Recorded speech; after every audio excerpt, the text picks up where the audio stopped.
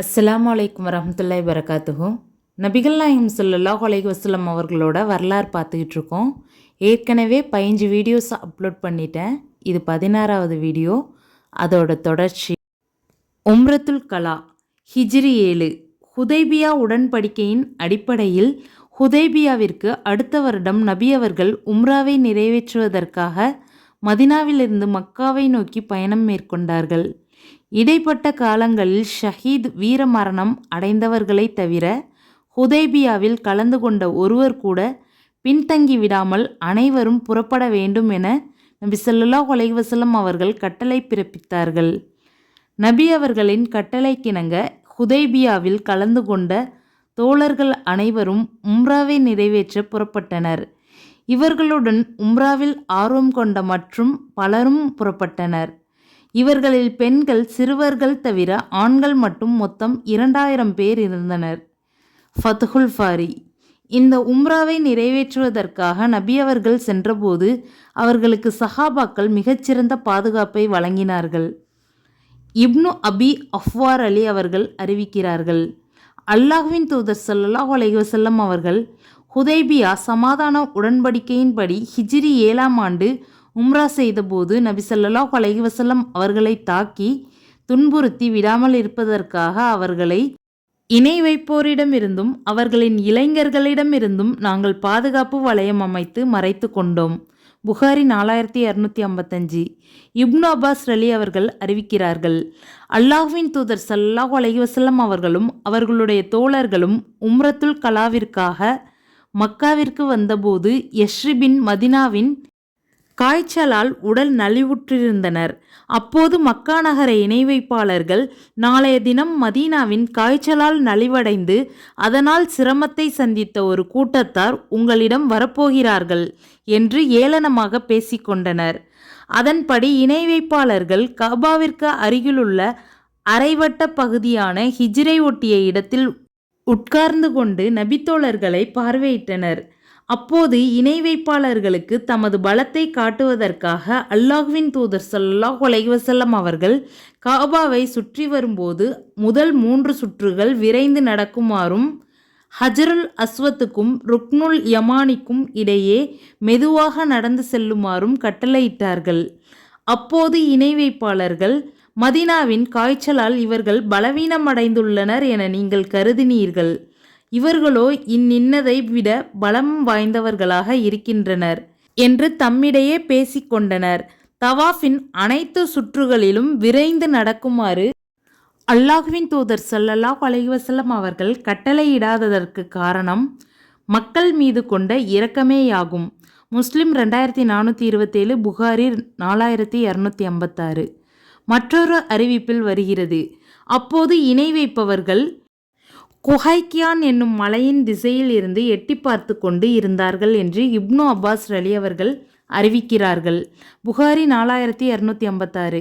அல்லாஹ்வின் தூதர் ஸல்லல்லாஹு அலைஹி வஸல்லம் அவர்கள் சஃபா மற்றும் மர்வாக்கிடையே தொங்கோட்டம் ஓடியதும் இறை இல்லத்தை சுற்றி வரும்போது விரைந்து நடந்ததும் இணை வைப்பாளர்களுக்கு தமது பலத்தை காட்டுவதற்காக தான். முஸ்லிம் 2428. அனஸ் ரலி அவர்கள் அறிவிக்கிறார்கள், நபி அவர்கள் உம்ரத்துல் கலாவை நிறைவேற்றுவதற்காக மக்காவிற்குள் நுழைந்தார்கள். அப்துல்லாஹ் இப்னு ரவாஹார் அலி பின்வரும் கவிகளை பாடிக்கொண்டு வாளேந்தியவர்களாக நபி அவர்களுக்கு முன் சென்று கொண்டிருந்தார்கள். இறை மறுப்போரின் பிள்ளைகளே, அகன்று போய் வழிவிடுங்கள். இறை தூதரிடத்தில் நன்மைகள் அனைத்தும் இருக்கின்றன, வழிவிடுங்கள். திட்டவட்டமாக ரஹ்மான் அவன் தன் திருமறையில் தனது தூதருக்கு ஓதி காட்டப்படும் ஏடுகளில் இறக்கினான். இறைவா, அவர் கூற்றை ஏற்கிறேன். அவரை ஏற்பதில் உண்மைதனை நிச்சயம் நான் பார்க்கிறேன். வெட்டுவதில் சிறந்த வெட்டு இறைப்பாதையில் நிகழ்வதுதான். இறைமறை கட்டளை, இன்று உங்களை வெட்டுவோம். அது தலை தனி முண்டம் தனி ஆக்கிடும் வெட்டு. அது நண்பனை விட்டு நண்பனை பிரித்திடும் வெட்டு. உமர் அலி, ஏ ரவாஹாவின் மகனே, அல்லாஹ்வின் தூதருக்கு முன், அதுவும் அல்லாஹ்வின் புனித பள்ளிக்குள் நீ கவிதை பாடுகிறாயா என்று அதட்டினார்கள். அதற்கு நபி அவர்கள், உமரே, அவரை விட்டுவிடுங்கள். அம்பால் எறிவதை விட இந்த கவிதை குறைஷிகளுக்கு மிக விரைவாக ரோஷத்தை ஊட்டக்கூடியது என்று கூறினார்கள். திர்மிதி 2774. நபி ஸல்லல்லாஹு அலைஹி வஸல்லம் அவர்களும் சஹாபாக்களும் உம்ராவை நிறைவேற்றினார்கள். மேலும் குர்பானி பிராணிகளையும் அறுத்து பலியிட்டனர். நபி ஸல்லல்லாஹு அலைஹி வஸல்லம் அவர்கள் மக்காவில் 3 நாட்கள் தங்கியிருந்தார்கள். அவர்களுக்கு கொடுக்கப்பட்ட தவணையான 3 நாட்கள் கழிந்தவுடன் மக்காவாசிகள் அலீர் அலி அவர்களிடம் வந்து, உங்கள் தோழரிடம் எங்கள் நகரை விட்டு வெளியேறும்படி கூறுங்கள், ஏனெனில் தவணை காலம் கழிந்துவிட்டது என்று சொன்னார்கள். நபி ஸல்லல்லாஹு அலைஹி வஸல்லம் அவர்களும் மக்காவை விட்டு புறப்பட்டார்கள். அப்போது உஹது போரில் கொல்லப்பட்டிருந்த ஹம்சார் அலி அவர்களின் அனாதை மகள், என் சிறிய தந்தையே, என் சிறிய தந்தையே என்று கூறிக்கொண்டே அவர்களை பின்தொடர்ந்து வந்தாள். அலீர் அலி அவர்கள் அச்சிறுமியை பரிவோடு எடுத்து அவளது கையை பிடித்து கொண்டார்கள். ஃபாத்திமார் அலி அவர்களிடம், இவளை எடுத்துக்கொள், இவள் உன் தந்தையின் சகோதரருடைய மகள், இவளை இடுப்பில் சுமந்து கொள் என்று கூறினார்கள். அச்சிறுமியின் விஷயத்தில் அலீர் அலி அவர்களும் ஷைத் பின் ஹாரிசார் அலி அவர்களும் ஜாஃபர் அலி அவர்களும் ஒவ்வொருவரும் அவளை நான் தான் வளர்ப்பேன் என்று ஒருவரோடொருவர் போட்டியிட்டு சச்சரவிட்டு கொண்டனர். அலீர் அலி அவர்கள், நானே இவளுக்கு மிகவும் உரிமையுடையவன், ஏனெனில் இவள் என் சிறிய தந்தையின் மகள் என்று கூறினார்கள். ஜாஃபர் அலி அவர்கள், இவள் என் சிறிய தந்தையின் மகள், மேலும் இவளுடைய சிற்றன்னை என் மனபந்தத்தின் கீழ் இருக்கிறாள் என்று கூறினார்கள். ஷைத் அலி அவர்கள், இவள் என் சகோதரரின் மகள் என்று கூறினார்கள்.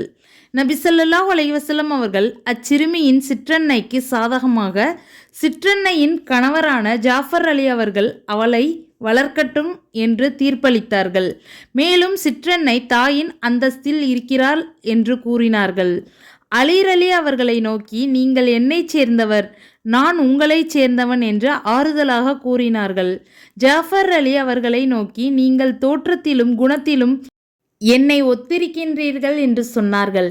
மேலும் ஷைத் அலி அவர்களை நோக்கி, நீங்கள் எம் சகோதரர், எம்மால் விடுதலை செய்யப்பட்ட எமது பொறுப்பில் உள்ள அடிமை ஊழியர் என்று கூறினார்கள். புகாரி 2699. இப்பயணத்தில் நபி அவர்கள் மைமூனா பின்த் அல் ஹாரிஸ் அல் ஆமியாவை திருமணம் செய்தார்கள். நபி ஸல்லல்லாஹு அலைஹி வஸல்லம் அவர்கள் இஹ்ராமுடைய நிலையில் இருக்கும்போது மைமூனார் அலி அவர்களை திருமணம் செய்தார்கள் என இப்னு அப்பாஸ் அலி அறிவித்துள்ளார்கள். புகாரி 1837. ஆனால் இது தவறாகும். நபி அவர்கள் இஹ்ராம் இல்லாத நிலையில்தான் மைமூனாவை திருமணம் செய்தார்கள். இதை அவர்களே தெளிவுபடுத்தியுள்ளார்கள். மைமூனா பின்த் அல் ஹாரிஸ் அலி அவர்கள் கூறுகிறார்கள், அல்லாஹ்வின் தூதர் ஸல்லல்லாஹு அலைஹி வஸல்லம் அவர்கள் இஹ்ராம் இல்லாத ஹலால் நிலையிலேயே என்னை திருமணம் செய்தார்கள். முஸ்லிம் 2757. இந்த உம்ராவிற்கு உம்ரத்துல் கலா என்று கூறப்படுகிறது. ஹுதைபியாவின் போது செய்யப்பட்ட ஒப்பந்தத்திற்கு ஏற்ப இந்த உம்ரா அமைந்திருந்ததால் இந்த பெயர் வந்தது. இந்த உம்ராவிற்கு வரலாற்றில் 4 பெயர்கள் கூறப்படுகின்றன. 1. உம்ரத்துல் கலா, 2. உம்ரத்துல் கலியா, 3. உம்ரத்துல் கிசாஸ், 4. உம்ரத்துல் சுல்ஹ். ஜாதுல் மஆத், ஃபத்ஹுல் பாரி. முக்தா யுத்தம், ஹிஜ்ரி 8. நபி ஸல்லல்லாஹு அலைஹி வஸல்லம் அவர்களின் காலத்தில் முஸ்லிம்கள் சந்தித்த மிக பயங்கரமான போர் இதுவேயாகும். கிறிஸ்துவ நாடுகளையும் நகரங்களையும் முஸ்லிம்கள் வெற்றி கொள்ள இது ஒரு தொடக்கமாக அமைந்தது. இப்போர் ஹிஜ்ரி 8 ஜுமாதா அல் ஊலா கிபி 629 ஆகஸ்ட் அல்லது செப்டம்பரில் நடைபெற்றது. முக்தா என்பது ஷாம் நாட்டின் பல்கா மாநிலத்தின் கீழ்ப்பகுதியிலுள்ள ஊர். இங்கிருந்து பைத்துல் முகத்தஸ் 2 நாட்கள் நடக்கும் தொலைதூரத்தில் உள்ளது. ஃபத்ஹுல் பாரி. யுத்தத்திற்கான காரணம். நபி ஸல்லல்லாஹு அலைஹி வஸல்லம் அவர்கள் புஸ்ராவின் மன்னருக்கு கடிதம் ஒன்றை எழுதி அல் ஹாரிஸ் இப்னு உமைர் அல் அஸ்திர் அலி அவர்களிடம் கொடுத்தனுப்பினார்கள். ஆனால் போகும் வழியில் பல்கா மாநிலத்தின் கவர்னராக இருந்த ஷுரஹ்பில் இப்னு அம்ரு அல் கஸ்ஸானி என்பவன் அவரை கைது செய்து கொன்றுவிட்டான். தூதர்களை கொலை செய்வது அரசியல் குற்றங்களில் மிக கடுமையானதாகும். பகிரங்கமாக போருக்கு அழைப்பு விடுப்பதை விட தூதரை கொலை செய்வது மிக கொடிய ஒன்றாக கருதப்பட்டது. தனது தூதர் கொல்லப்பட்ட செய்தியை அறிந்தவுடன் நபி ஸல்லல்லாஹு அலைஹி வஸல்லம் பெரும் கவலைக்குள்ளானார்கள். 3000 வீரர்கள் கொண்ட பெரும்படை ஒன்றை தயார் செய்து அவர்களிடம் சண்டையிட அனுப்பி வைத்தார்கள். ஜாதுல் மஆத், ஃபத்ஹுல் பாரி. அஹ்ஸாப் போரை தவிர வேறு எந்த போரிலும் முஸ்லிம் வீரர்களின் எண்ணிக்கை இந்த அளவு அதிகம் இருந்ததில்லை. படை தளபதிகள் அப்துல்லாஹ் பின் உமர் அலி அவர்கள் கூறுகிறார்கள், அல்லாஹ்வின் தூதர் ஸல்லல்லாஹு அலைஹி வஸல்லம் அவர்கள் முஹ்தா போரின் போது ஷெய்த் பின் ஹாரிஸா அலி அவர்களை படை தளபதியாக நியமித்தார்கள். அப்போது அல்லாஹ்வின் தூதர் ஸல்லல்லாஹு அலைஹி வஸல்லம் அவர்கள், ஷைத் கொல்லப்பட்டு விட்டால் ஜாஃபர் தலைமை ஏற்கட்டும், ஜாஃபர் கொல்லப்பட்டு விட்டால் அப்துல்லாஹ் பின் ரவாஹா தலைமை ஏற்கட்டும் என்று சொன்னார்கள். நான் அந்த புனித போரில் அவர்களுடன் பங்கேற்று இருந்தேன். நாங்கள் ஜாஃபர் பின் அபி தாலிப் அலி அவர்களை தேடிச் சென்றபோது கொலையுண்டவர்களில் அவரை கண்டோம். அவர்களுடைய உடலில் இருந்த காயங்கள் ஈட்டி காயங்களும் அம்பு காயங்களுமாக மொத்தம் 90க்கும் அதிகமானவையாய் இருக்க கண்டோம். புகாரி 4261. நபி அவர்களின் அறிவுரை. அல்-ஹாரிஸ் பின் உமைர் கொல்லப்பட்ட இடத்திற்கு சென்று அங்கு உள்ளவர்களை இஸ்லாத்தின் பக்கம் அழைக்க வேண்டும் என்ற முஸ்லிம்களின் படைக்கு நபி அவர்கள் அறிவுரை கூறினார்கள். பொதுவாக எந்த ஒரு படைப்பிரிவை அனுப்பும் பொழுதும் நபி அவர்கள் அந்த படைப்பிரிவினருக்கு பின்வருமாறு உபதேசிப்பார்கள்.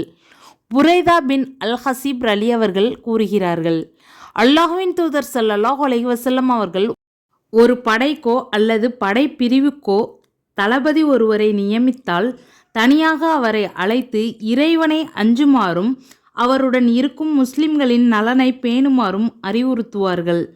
பிறகு பின்வருமாறு அறிவுரை கூறுவார்கள்.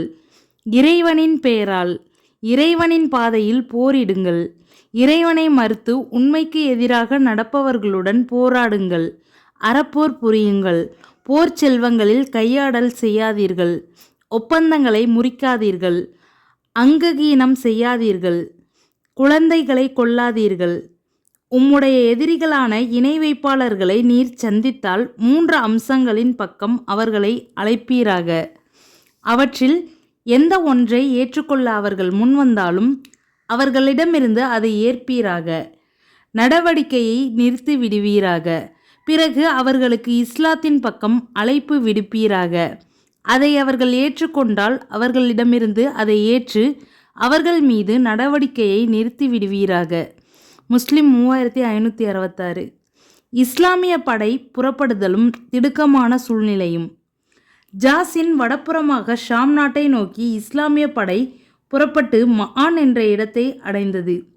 பல்கா மாநிலத்தின் மாப் என்ற இடத்தில் ஹிர்கல் 1,00,000 ரோம் நாட்டு வீரர்களுடன் வந்திருக்கின்றான். லாக்ம், ஜுதாம், பல்கைன், பஹ்ரா, பலி ஆகிய கோத்திரத்தாரிலிருந்து மேலும் 1,00,000 வீரர்கள் ரோமர்களுடன் இணைந்து கொண்டார்கள் என்ற ஓர் அதிர்ச்சி தரும் செய்தியை இஸ்லாமிய படையின் ஒற்றர்கள் அறிந்து வந்தனர். அல் மோஜமுல் கபீர் லித் தப்ரானி 5011 பாகம் 14 பக்கம் 377. ஆலோசனை செய்தல். இது போன்ற பெரும் படையை சந்திக்க நேரிடும் என்று முஸ்லிம்கள் ஒரு காலம் எண்ணவில்லை. 3000 பேர் கொண்ட ஒரு படை 2,00,000 வீரர்கள் கொண்ட படையை எதிர்ப்பது என்பது சாதாரண விஷயமா? முஸ்லிம்கள் திகைத்து பயணத்தை தொடரலாமா வேண்டாமா என்று எண்ணி நின்றுவிட்டனர். இப்போது என்ன செய்யலாம்? நபி ஸல்லல்லாஹு அலைஹி வஸல்லம் அவர்களுக்கு கடிதம் எழுதுவோம். நமது எதிரிகளின் எண்ணிக்கையை பற்றி அவர்களுக்கு அறிவிப்போம். அவர்கள் நமக்கு உதவ மேலும் பல வீரர்களை அனுப்பலாம் அல்லது வேறு யோசனை கூறலாம். நாம் அதற்கேற்ப நடந்து கொள்ளலாம் என்று ஆலோசனை செய்தனர். இதே நிலைமையில் 2 நாட்கள் கடந்தன. ஆனால் அப்துல்லாஹ் இப்னு ரவாஹா அலி இந்த யோசனைக்கு மறுப்பு தெரிவித்து மக்களுக்கு வீரமூட்டி உரையாற்றினார். எனது கூட்டத்தினரே, அல்லாஹ்வின் மீதானையாக, நீங்கள் இப்போது வெறுக்கும் வீரமரணத்தை தேடிதானே மதினாவிலிருந்து புறப்பட்டீர்கள். நாம் எதிரிகளிடம் போரிடுகிறோம். நமது ஆயுதங்களை கொண்டா அல்லது ஆற்றலை கொண்டா அல்லது எண்ணிக்கையை கொண்டா? இவற்றில் எதுவும் இல்லை. பின்னர் ஏன் எண்ணிக்கையை வைத்து யோசிக்க வேண்டும்? அல்லாஹ் நமக்கு எந்த மார்க்கத்தின் மூலம் கண்ணியம் வழங்கி இருக்கின்றானோ அந்த மார்க்கத்திற்காகவே நாம் அவர்களிடம் போர் புரிகின்றோம். எனவே தயக்கம் வேண்டாம், புறப்படுங்கள். 2 பாக்கியங்களில் ஒன்று நிச்சயம் உண்டு. ஒன்று வெற்றி அல்லது வீரமரணம். அல் முஜ்மாவுல் கபீர் லித் தப்ரானி 5011 பாகம் 14 பக்கம் 377. இப்னு ரவாஹாவின் இந்த வீர உரையை கேட்ட மக்கள் ரோமர்களை எதிர்த்து போரிட முடிவு செய்தனர். யுத்தத்தின் ஆரம்பம். மொஹ்தா என்ற இடத்தில் இரு படைகளும் சண்டையிட்டன. 3000 பேர் 2,00,000 வீரர்களுக்கு சமமாக சண்டையில் ஈடுபட்டனர். போர்க்களச் செய்திகளை நபி ஸல்லல்லாஹு அலைஹி வஸல்லம் அவர்களுக்கு அல்லாஹ் அறிவித்து கொடுத்தான். அனஸ் பின் மாலிக் ரலி அவர்கள் கூறுகிறார்கள், மொஹ்தா போர்க்களத்தில் நடக்கும் நிகழ்ச்சிகளை இங்கிருந்து கொண்டே நேரில் காண்பது போல் நபி அவர்கள் கூறினார்கள். ஷெய்த் பின் ஹாரிசா கொடியை கையில் எடுத்து இஸ்லாமிய சேனைக்கு தலைமை தாங்கி கொண்டுள்ளார். இப்போது அவர் கொல்லப்பட்டு விட்டார். பிறகு ஜாஃபர் அதை தம் கையில் எடுத்து தலைமை தாங்கியபடி போரிட்டு கொண்டுள்ளார். அவரும் கொல்லப்பட்டு விட்டார். பிறகு அதை அப்துல்லாஹ் பின் ரவாஹா தம் கையில் எடுத்து தலைமை தாங்கியபடி போரிட்டு கொண்டுள்ளார். இப்போது அவரும் கொல்லப்பட்டு விட்டார். பிறகு காலித் பின் வலீத் தளபதியாக நியமிக்கப்படாமலேயே அதை கையில் எடுத்து கொண்டுள்ளார். அவருக்கு வெற்றியளிக்கப்பட்டு விட்டது. வீர மரணத்தினால் அவர்கள் பெற்ற பெரும் பேற்றினை நாம் அறிந்த பிறகும் அவர்கள் நம்முடன் இருப்பது நமக்கு மகிழ்ச்சி அளிக்காது என்று நபி அவர்கள் கூறினார்கள். புகாரி 2798.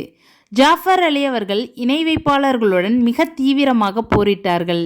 எதிரி படைகளில் ஒருவன் அவருடைய இரு கரங்களையும் வெட்டினான். அல்லாஹ் அவர்களுக்கு வெட்டப்பட்ட இரு கரங்களுக்கு பகரமாக சோனத்தில் 2 இறக்கைகளை வழங்கினான். சுப்ஹானல்லாஹ். நபி ஸல்லல்லாஹு அலைஹி வஸல்லம் அவர்கள் கூறினார்கள், ஜாஃபர் பின் அபி தாலிப் அவர்கள் ஜிப்ரில் மற்றும் மீகாயில் ஆகியோருடன் பறந்து கடந்து சென்றார்கள். அவருக்கு 2 இறக்கைகள் உள்ளன. அவருடைய வெட்டப்பட்ட இரு கைகளுக்கு பகரமாக அல்லாஹ் அதனை அளித்துள்ளான். அதன் மூலமாக அவர்கள் தங்கள் நாடிய இடமெல்லாம் சுற்றி திரிகிறார்கள்.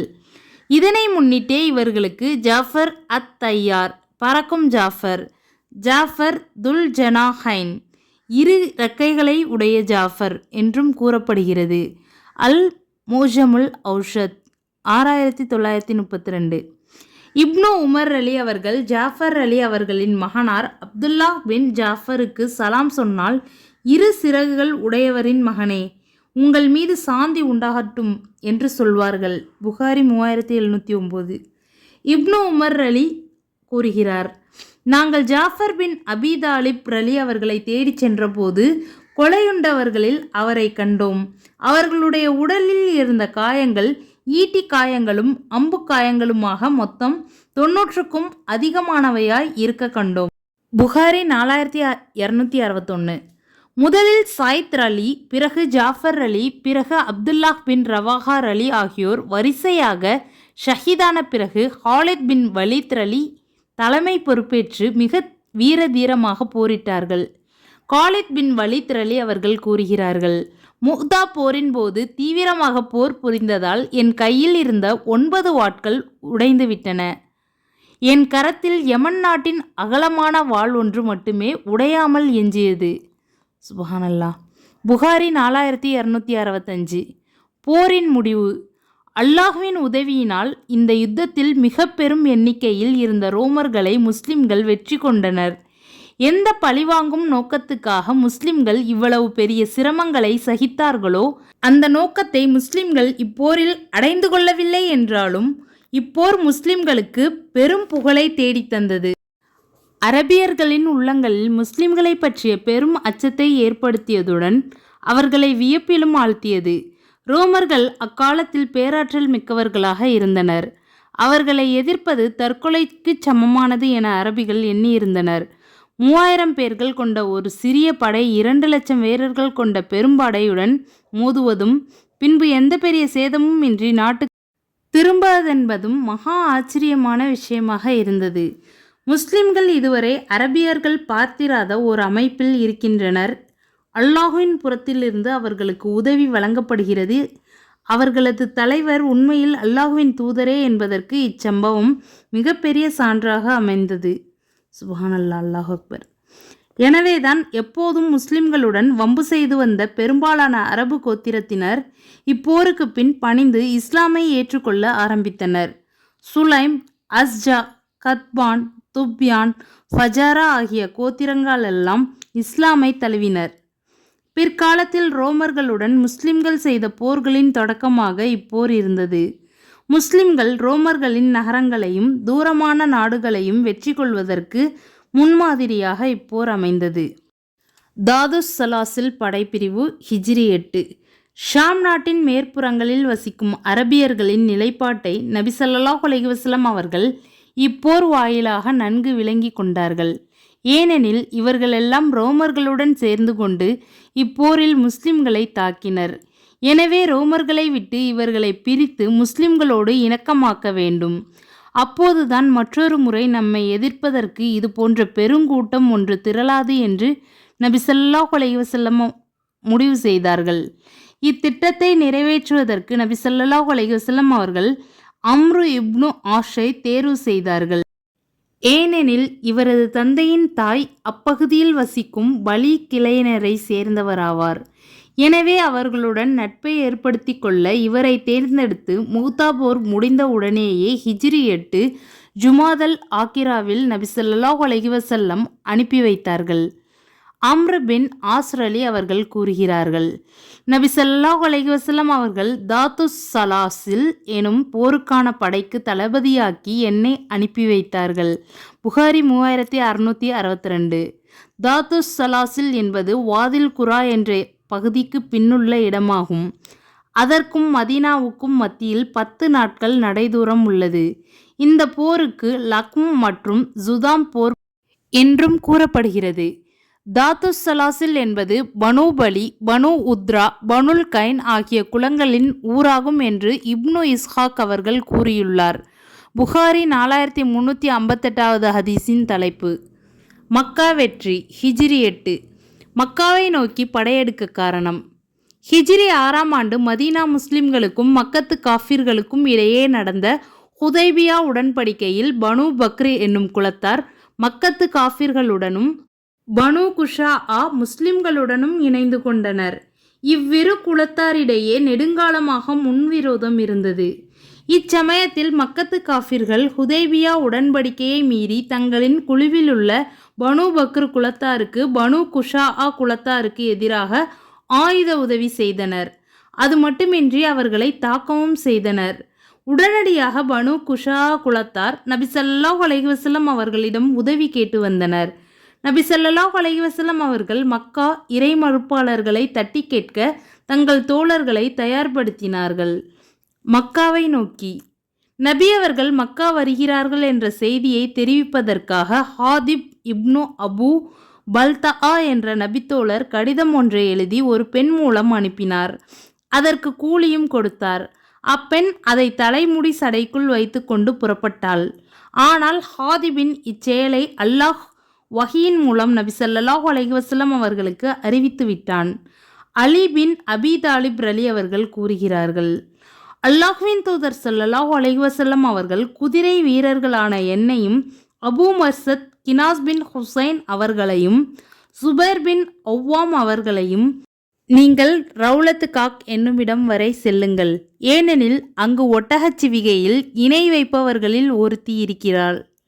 இணை வைப்பவர்களின் தலைவர்களுக்கு ஹாதிப் பின் அபி பல்தஆ அனுப்பியுள்ள தமது இரகசிய திட்டங்களை தெரிவிக்கும் கடிதம் ஒன்று அவளிடம் இருக்கும்.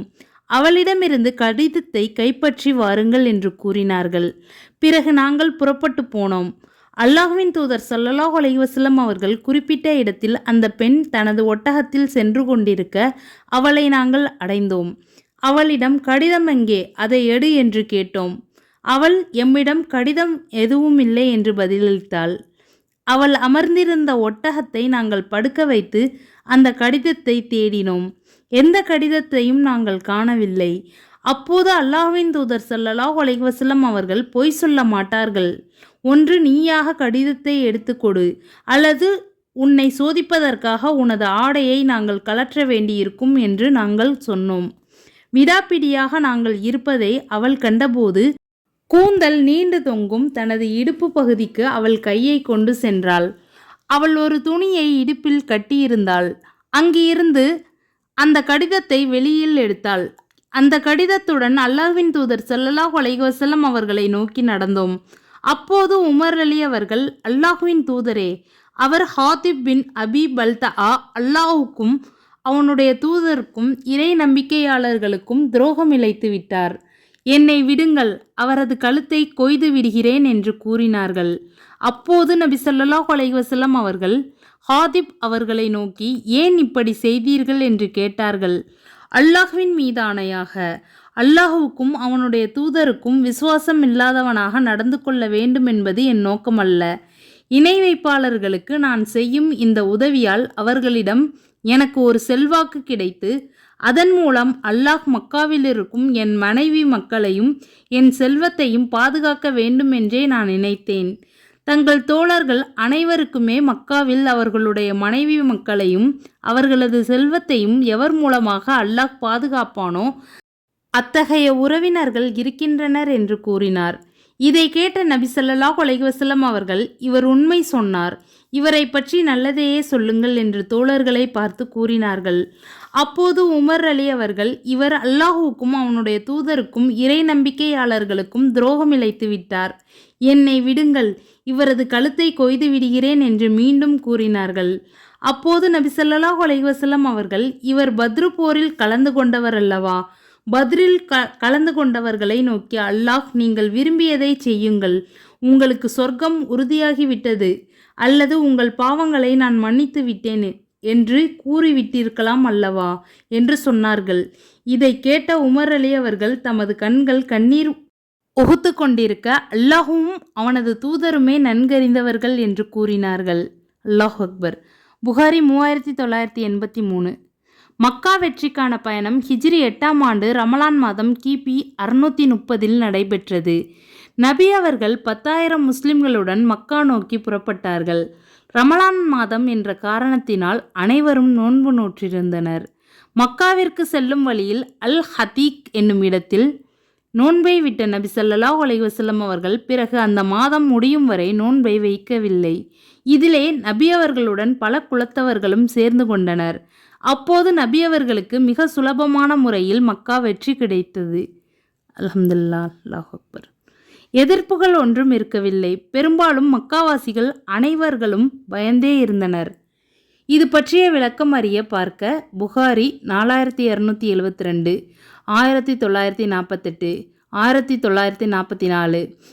1944, 4279, 3983,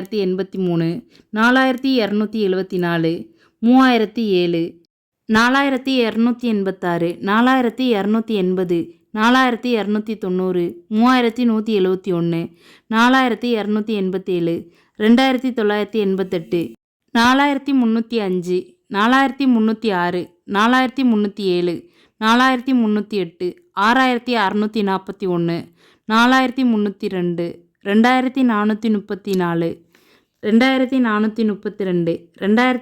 2434, 2432, 2236, 1176, 1175, 4298, 4299. பயணத்தில் நோன்பை விடுதல்.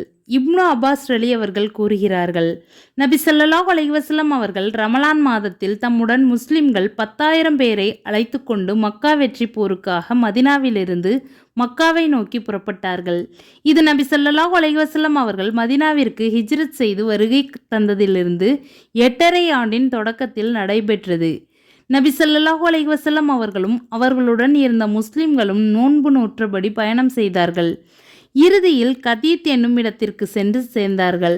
இந்த இடம் உஸ்பானுக்கும் குதைத் என்னும் இடத்திற்கும் இடையே உள்ள நீர்ப்பகுதியாகும்.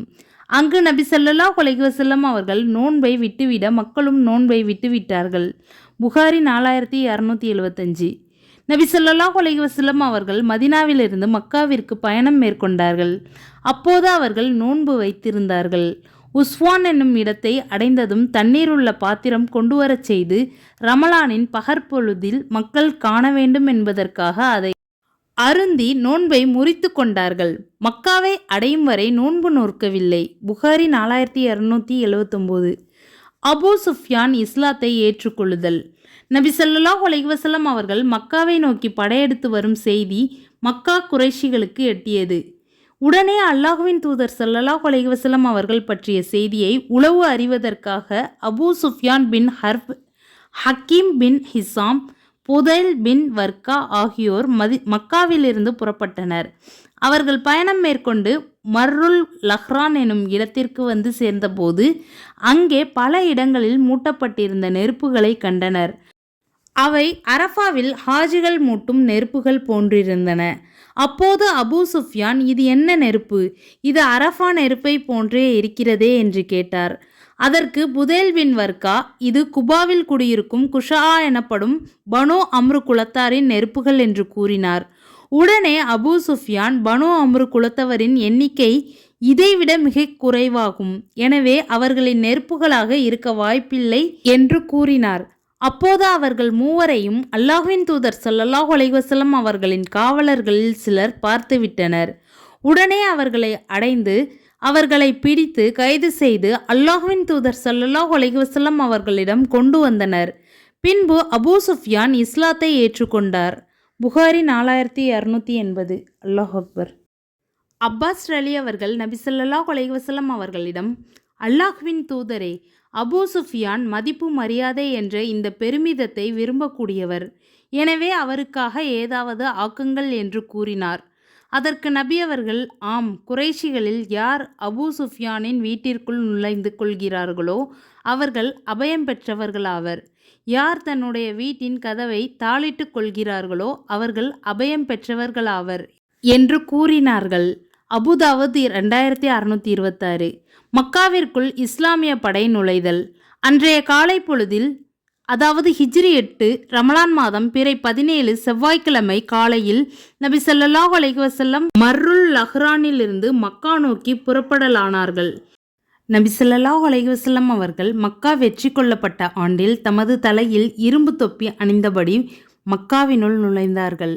புகாரி 5808. வழிக்குறுகலாக உள்ள கத்முல் ஜபல் என்ற இடத்தில் அபூ சுஃப்யானை நிறுத்தி வை, அல்லாஹ்வின் படை அவரை கடந்து செல்வதை பார்க்கட்டும் என்று நபி ஸல்லல்லாஹு அலைஹி வஸல்லம் அப்பாஸுக்கு ஆணை பிறப்பித்தார்கள். அப்பாஸும் அவ்வாறே செய்தார். தங்களிடம் உள்ள கொடிகளுடன் ஒவ்வொரு கோத்திரத்தாரும் அபூ சுஃப்யானை கடந்து சென்ற போதெல்லாம் இவர்கள் யாரென்று அப்பாஸிடம் விசாரிப்பார். இது பற்றி புகாரியில் வந்துள்ள அறிவிப்பை காண்போம். அல்லாஹ்வின் தூதர் ஸல்லல்லாஹு அலைஹி வஸல்லம் அவர்கள் மக்காவை நோக்கி முன்னேறி சென்றபோது அப்பாஸ் அலி அவர்களிடம், குதிரைப்படை செல்லும் போது நெரிசல் ஏற்படக்கூடிய குறுகலான இடத்தில் அபூ சுஃப்யானை நிறுத்தி வையுங்கள். அவர் முஸ்லிம்களை பார்க்கட்டும், அவர்களது படைபலத்தை புரிந்து கொள்ளட்டும் என்று கூறினார்கள். அவ்வாறே அப்பாஸ் அலி அவர்கள் அவரை அந்த இடத்தில் நிறுத்தி வைத்தார்கள். அப்போது நபி ஸல்லல்லாஹு அலைஹி வஸல்லம் அவர்களுடன் அனைத்து குலத்தாரின் படைகளும் ஒவ்வொன்றாக அபூ சுஃப்யானை கடந்து செல்லத் தொடங்கின. அவரை ஒரு படை கடந்து சென்றவுடன், அப்பாஸே, இவர்கள் யார் என்று அபூ சுஃப்யான் கேட்டார். அதற்கு அப்பாஸ் அலி அவர்கள், இவர்கள் கிஃபாரி குலத்தினர் என்று பதிலளித்தார்கள். உடனே, எனக்கும் கிஃபார் குலத்தாருக்கும் என்ன சம்பந்தம்? எங்களுக்கிடையில் பூசலோ மோதலோ இல்லையே என்று அபூ சுஃப்யான் கூறினார். பிறகு ஜுஹைனா குலத்தார் அவரை கடந்து சென்றனர். அப்போது அபூ சுஃப்யான் முன்போலவே கேட்டார். பிறகு அவரை கடந்து ஷஅத் பின் ஹுதைம் குலத்தினர் சென்றனர். அப்போதும் அதே போல அபூ சுஃப்யான் கேட்டார். பிறகு சுலைம் குலத்தினர் சென்றனர். முன்பு போலவே அபூ சுஃப்யான் கேட்டார். அப்பாஸ் அலி அவர்களும் முன்பு போலவே பதிலளித்தார்கள். கடைசியில் ஒரு பெரிய படை முன்னோக்கி வந்தது. அதை போன்ற பெரும் படையை அபூ சுஃப்யான் பார்த்திருக்கவில்லை. இவர்கள் யார் என்று அபூ சுஃப்யான் கேட்க, இவர்கள்தாம் அன்சாரிகள். ஷஅத் பின் உபாதா இவர்களின் தலைவர். அவருடன் தான் அன்சாரிகளின் கொடி இருக்கிறது என்று அப்பாஸ் அலி அவர்கள் பதிலளித்தார்கள். அல்லாஹ் அக்பர். அப்போது சஅத் பின் உபாதா அலி அவர்கள், அபூ சுஃப்யானே, இன்று தப்பிக்க முடியாத மாபெரும் யுத்த நாளாகும். இன்று காபாவின் புனித எல்லையினுள்ளே கூட யுத்தம் அனுமதிக்கப்படும் என்று உணர்ச்சி வசப்பட்டு கூறினார்கள். அதற்கு அபூ சுஃப்யான், அப்பாஸே, அழிவு நாளில் இது மிக நல்ல நாள். குறைஷிகளுக்கு ஆபத்தே என்றாலும் நீங்கள் கருணை காட்டுவீர்கள் என்ற நம்பிக்கை உண்டு என்று கூறினார். பிறகு ஒரு படை வந்தது. அது இதுவரை வந்த படைகளிலேயே மிகவும் சிறியதாக இருந்தது. அவர்களிடையே அல்லாஹ்வின் தூதர் ஸல்லல்லாஹு அலைஹி வஸல்லம் அவர்களும் அவர்களுடைய தோழர்களும் இருந்தார்கள். நபி ஸல்லல்லாஹு அலைஹி வஸல்லம் அவர்களுக்குரிய கொடி ஜுபைர் பின் அவ்வாம் ரலி அவர்களிடம் இருந்தது. அபூ சுஃப்யானை கடந்து அல்லாஹ்வின் தூதர் ஸல்லல்லாஹு அலைஹி வஸல்லம் அவர்கள் சென்றபோது அவர் அல்லாஹ்வின் தூதர் ஸல்லல்லாஹு அலைஹி வஸல்லம் அவர்களிடம், ஷஅத் பின் உபாதா என்ன சொன்னார் என்பது உங்களுக்கு தெரியாதா என்று கேட்டார். அதற்கு நபி ஸல்லல்லாஹு அலைஹி வஸல்லம் அவர்கள், அவர் என்ன சொன்னார் என்று கேட்டார்கள். இப்படி எல்லாம் கூறினார் என்று அபூ சுஃபியான் விவரித்து சொன்னார். அப்போது நபி ஸல்லல்லாஹு அலைஹி வஸல்லம் அவர்கள் உண்மைக்கு புறமானதை சஅத் கூறிவிட்டார் என்று சொல்லிவிட்டு, மாறாக இந்த நாள் இறையில்லம் கஅபாவை அல்லாஹ் கண்ணியப்படுத்தும் நாள், கஅபாவிற்கு திரை போர்த்தப்படும் முக்கியமான நாள் என்று கூறினார்கள். அல்லாஹ்வின் தூதர் ஸல்லல்லாஹு அலைஹி வஸல்லம் அவர்கள் அந்த கொடியினை மக்காவின் பொது அடக்கத்தலத்திற்கு அருகிலுள்ள ஹஜூன் என்னும் இடத்தில் நட்டு வைக்கும்படி உத்தரவிட்டார்கள். மக்கா வெற்றிக்கு பின் அப்பாஸ் ரலி அவர்கள் சுபைர் பின் அவ்வாம் ரலி அவர்களிடம், அபூ அப்துல்லாஹ்வே, இங்குதான் அந்த கொடியினை நட்டு வைக்கும்படி அல்லாஹ்வின் தூதர் ஸல்லல்லாஹு அலைஹி வஸல்லம் அவர்கள் உங்களுக்கு உத்தரவிட்டார்கள் என்றார்கள். மேலும் நபி ஸல்லல்லாஹு அலைஹி வஸல்லம் அவர்கள் அன்றைய தினம் காலித் பின் வலீத் ரலி அவர்களை மக்காவின் மேற்பகுதியான கதா என்னும் கணவாய் வழியாக மக்காவிற்குள் நுழையுமாறு உத்தரவிட்டார்கள். நபி ஸல்லல்லாஹு அலைஹி வஸல்லம் அவர்கள் குதா வழியாக நுழைந்தார்கள்.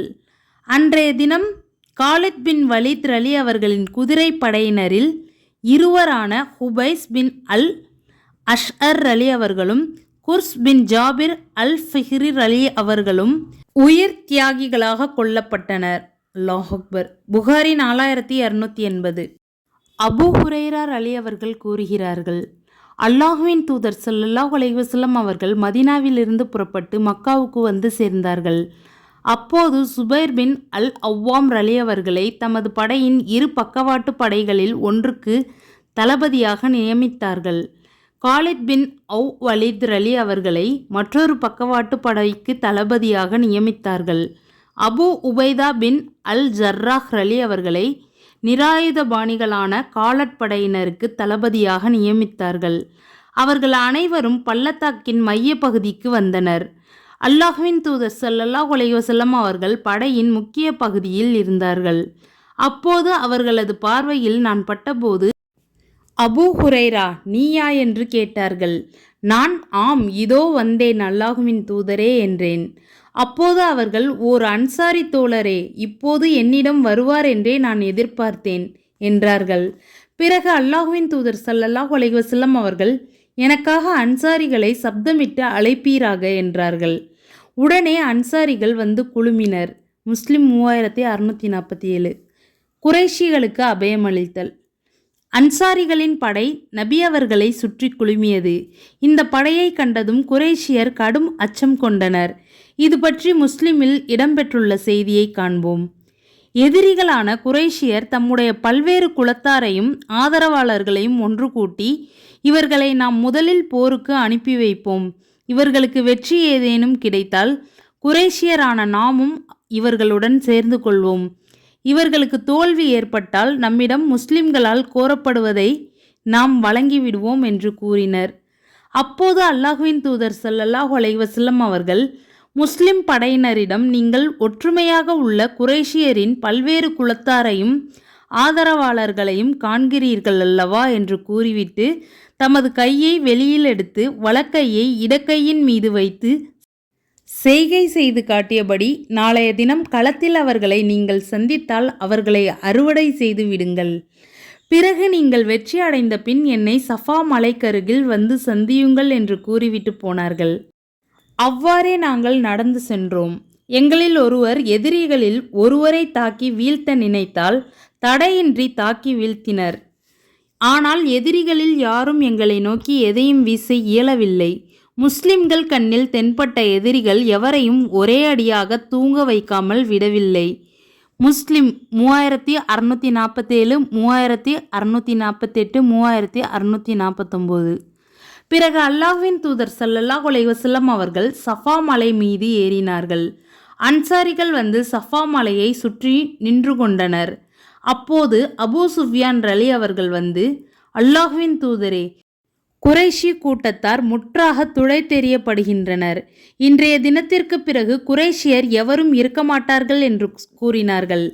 அபூ சுஃபியான் ரலி அவர்கள் கூறினார்கள், அப்போது அல்லாஹ்வின் தூதர் ஸல்லல்லாஹு அலைஹி வஸல்லம் அவர்கள், யார் அபூ சுஃபியானின் இல்லத்தினுள் நுழைந்து கொள்கிறாரோ அவர் அபயம் பெற்றவராவார். யார் ஆயுதத்தை கீழே போட்டு விட்டாரோ அவரும் அபயம் பெற்றவராவார்.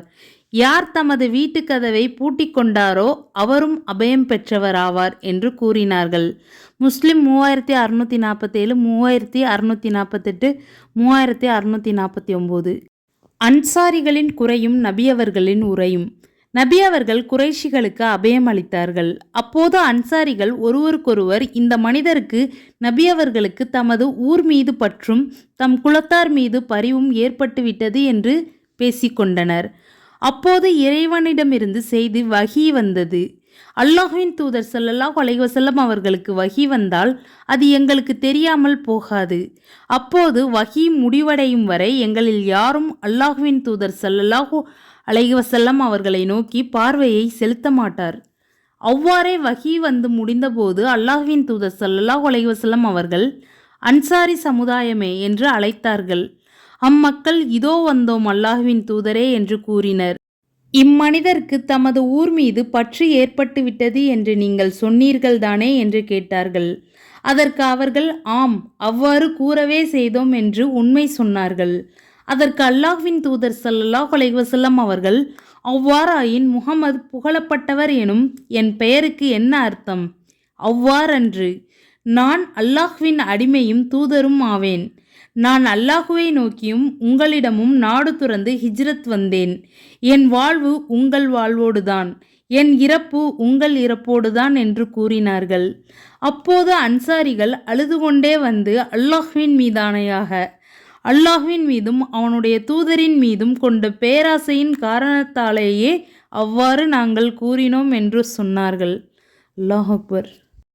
அப்போது அல்லாஹ்வின் தூதர் ஸல்லல்லாஹு அலைஹி வஸல்லம் அவர்கள், அல்லாஹ்வும் அவனுடைய தூதரும் உங்களது சொல்லை உண்மை என ஏற்று நீங்கள் கூறிய காரணத்தையும் ஏற்கின்றனர் என்று சொன்னார்கள். அப்போது மக்களில் சிலர் அபூ சுஃப்யானின் வீட்டை நோக்கி சென்றனர். வேறு சிலர் தங்கள் வீட்டு கதவுகளை பூட்டிக் கொண்டனர். முஸ்லிம் 3647, 3648, 3649. காபாவை சுற்றியிருந்த சிலைகளை அப்புறப்படுத்தியது. அப்துல்லாஹ் பின் மஸ்ஊத் அலி அவர்கள் கூறுகிறார்கள், நபி ஸல்லல்லாஹு அலைஹி வஸல்லம் அவர்கள் கஅபாவை சுற்றிலும் 360 சிலைகள் இருக்க மக்கா நகருக்குள் நுழைந்தார்கள். அப்போது அவர்கள் தமது கையில் இருந்த குச்சியால் அவற்றை குத்தி அடிக்கத் தொடங்கினார்கள். மேலும் உண்மை வந்துவிட்டது, பொய் அழிந்துவிட்டது, பொய் அழியக்கூடியதாகவே உள்ளது, அல் குர்ஆன் 17:81 என்றும், உண்மை வந்துவிட்டது, பொய் புதிதாக ஒன்றும் செய்துவிடவில்லை, இனியும் செய்யப்போவதில்லை, அல் குர்ஆன் 34:49 என்றும் கூறிக்கொண்டிருந்தார்கள். முஸ்லிம் 3650.